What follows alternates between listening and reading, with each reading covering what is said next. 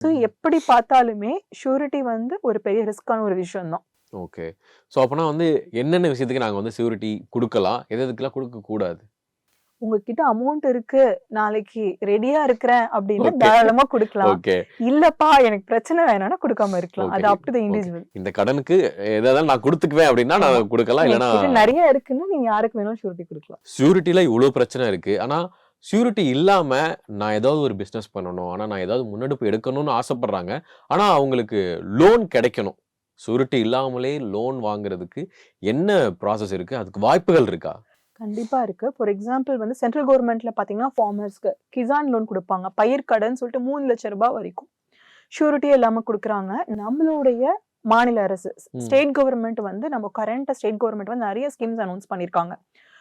Need scheme அப்படின்னு ஒண்ணு இருக்குது. இது ம். வந்து மேனுஃபேக்சரிங் செக்டாருக்கு வந்து பார்த்தீங்கன்னா, 5 crores வரைக்கும் கடன் குடுக்குறாங்க. 25% வரைக்கும் சப்சிடி. இல்லன்னா 75% வரைக்கும் சப்சிடியோட குடுக்குறாங்க. மானியம். 75% சப்சிடியா? 25% வரைக்கும் சப்சிடி. 75 lakhs வரைக்கும். ஓகே. 5 crores 25% விட 75 lakhsல ஓகே. 75 lakhs வரைக்கும் உங்களுக்கு சப்சிடி குடுக்குறாங்க. ஓகே. யார் குடுப்பா? கவர்ன்மெண்ட் குடுக்குறாங்க. இது ம். எல்லாமே தொழில் முனைவோருக்கான ஒரு கடன். ம். இது வந்து நீங்க ஒரு மேனுஃபேக்சரிங் இண்டஸ்ட்ரி வச்சிருந்தீங்கன்னா, நீங்க வந்து நீட் ஸ்கீம்ல போலாம். ம். இப்போ வந்து நான் ஒரு பொருள வாங்கி விக்கணும்னு ஆசைப்படுறேன் ஆஃப்லைன்ல. சில பேர் சாரி வாங்கி விக்கணும்னு நெனைப்பாங்க. ஒரு ம். பாட்டில் விக்கணும்னு நெனைப்பாங்க. So it differs.